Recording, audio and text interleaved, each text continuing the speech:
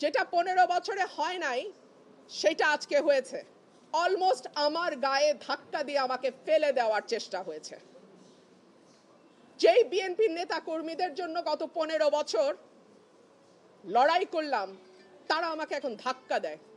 তো ঠিক আছে, ধাক্কার বদলে তো ধাক্কা আসবেই, তাই না? সেটাই হয়েছে। নির্বাচনের আগে একটা সীমানা নিয়ে যদি এইরকম আচরণ আমরা দেখি নিজের দলের মধ্যে, হু নোজ নির্বাচনে কি হবে।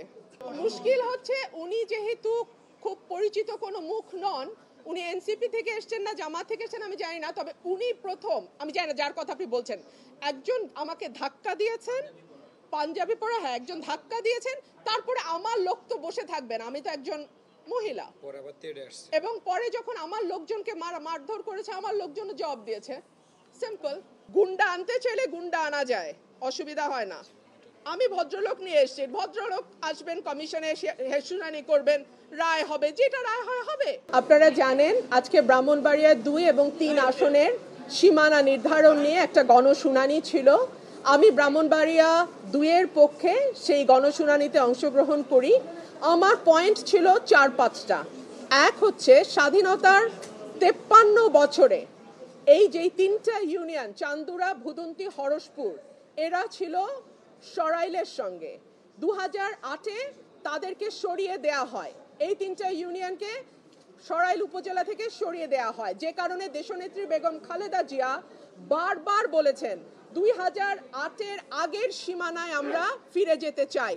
বিএনপির দাবি ছিল 2008-এর আগের সীমানায় ফিরে যাওয়া, এবং আমি আমার প্রথম আর্গুমেন্ট দিয়েছি যে যেহেতু দেশনেত্রী বেগম খালেদা জিয়া সব সময় বলেছেন যে 2008-এর আগের সীমানায় আমরা বিএনপি ফিরতে চাই, আমিও মনে করি 2008-এর আগে যে সীমানা ছিল সেইখানেই আমাদেরকে এখন ফিরে যাওয়া উচিত। মাঝখানে 15 বছর একটা ফ্যাসিস্ট সরকার ছিল, যারা তাদের নিজস্ব ভোট কারচুপির জন্য নিজস্ব সুবিধা অনুযায়ী সীমানা নির্ধারণ করেছে, সেই সীমানা আমরা মানি না। সেজন্য আমরা বলেছি 2008-এর আগের যে সীমানা, যেটা দেশনেত্রী বেগম খালেদা জিয়ার ইচ্ছা ছিল, সেখানে যাওয়া হোক। 2 হচ্ছে আমাদের ভোটার সংখ্যা 6 লক্ষ, মানে বিজয়নগরের ভোটার সংখ্যা বা ব্রাহ্মণবাড়িয়া 3-এর ভোটার সংখ্যা 6,10,000, আর আমাদের যেটা সরাইল আশুগঞ্জ সেখানে ভোটার সংখ্যা 4,20,000-এর মতো, আর এই 3টা ইউনিয়নের ভোটার হচ্ছে 1 লক্ষ। এই 1 লক্ষ যদি সরাইলের সঙ্গেও যুক্ত হয়, তারপরেও দেখা যাবে যে সদরের সঙ্গে বা বিজয়নগরের সঙ্গে সরাইলের ভোটার পার্থক্য অলমোস্ট 2 লাখ থেকে যায়। সো এত বড় একটা আসন সদর বা বিজয়নগর, সেই আসনটা অযৌক্তিক। বরং সরাইলের সাথে যদি 3টা ইউনিয়ন চলে আসে তাহলে ভোটার সংখ্যায় একটা ব্যালেন্স তৈরি হয়। 3 হচ্ছে এই 3টা ইউনিয়নে যারা বাস করে, ভুদন্তি, চান্দুরা এবং হরসপুরে, তাদের জমি জমার বেশিরভাগ কাজ সরাইলের সঙ্গে থাকে। সো তাদের জমির রেজিস্ট্রি থেকে শুরু করে অন্যান্য যে দাপ্তরিক কাজ, সেটা সরাইল ইউনিয়নে গিয়ে করতে হয়, সরাইল উপজেলায় গিয়ে করতে হয়। সে কারণে আমি বলেছি এই 3টা ইউনিয়নকে সরাইলের সঙ্গে যুক্ত করে দেয়া হোক। আরেকটা কথা, 3টা ইউনিয়নের লোকজন যদি বিজয়নগরে যায়, তাদের যাতায়াতের সময় লাগে অলমোস্ট 1.5 থেকে 2 ঘন্টা, আর যদি তারা সরাইলে আসে তাদের সময় লাগে 15 থেকে 20 মিনিট।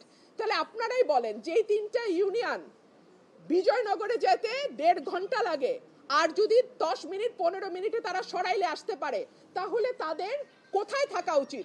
সরাইলে থাকা উচিত নাকি বিজয়নগরে থাকা উচিত? এই প্রশ্নগুলোই আমি নির্বাচন কমিশনে তুলেছিলাম।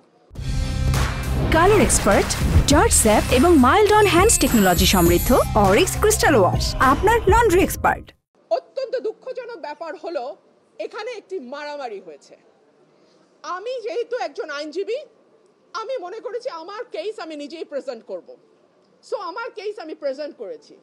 আমি আশা করেছিলাম নির্বাচন কমিশনের সম্মানের দিকে তাকিয়ে ব্রাহ্মণবাড়িয়া 3-এ যারা আছে তারা গুন্ডা পান্ডা নিয়ে ঢুকবে না নির্বাচন কমিশনে। বাট আনফর্চুনেটলি আমি দেখলাম ব্রাহ্মণবাড়িয়া 3-এ যিনি প্রার্থী, তিনি তার সদল বলে 20-25 জন মিলে গুন্ডা পান্ডার মতন তারা সেখানে আচার আচরণ করলেন। অত্যন্ত দুঃখজনক, অত্যন্ত লজ্জাজনক এবং আমি মনে করি এটা কমিশনের যে ভাবমূর্তি, যে গাম্ভীর্য এবং যে সম্মান, সেইটার সঙ্গে এটা যায় না। আমি আপনাদেরকে কিছু ছবি দেখাচ্ছি, তারা এলাকায় বিভিন্ন মানুষকে কিভাবে পিটিয়ে পিটিয়ে তারা স্বীকারোক্তি আদায় করেছে। So this is there nature. হ্যাঁ, এখনো ইলেকশন আসে নাই, একটা সীমানা নির্ধারণ নিয়ে এলাকায় এইভাবে তারা পিটিয়ে, ব্রাহ্মণবাড়িয়া ৩-এর যিনি আছেন তিনি এইভাবে পিটিয়ে পিটিয়ে মানুষকে স্বীকারোক্তি নিয়েছেন। এনিওয়ে নির্বাচন কমিশনে আমরা প্রেজেন্ট করেছি ভৌগোলিক দিক বিবেচনায়, জনসংখ্যা বিবেচনায় এবং সকল কিছুর বিবেচনায় আমি আশা করব নির্বাচন কমিশন যে সিদ্ধান্ত নিয়েছে সেটি সঠিক সিদ্ধান্ত এবং সেই সিদ্ধান্তই নির্বাচন কমিশন বহাল রাখবে।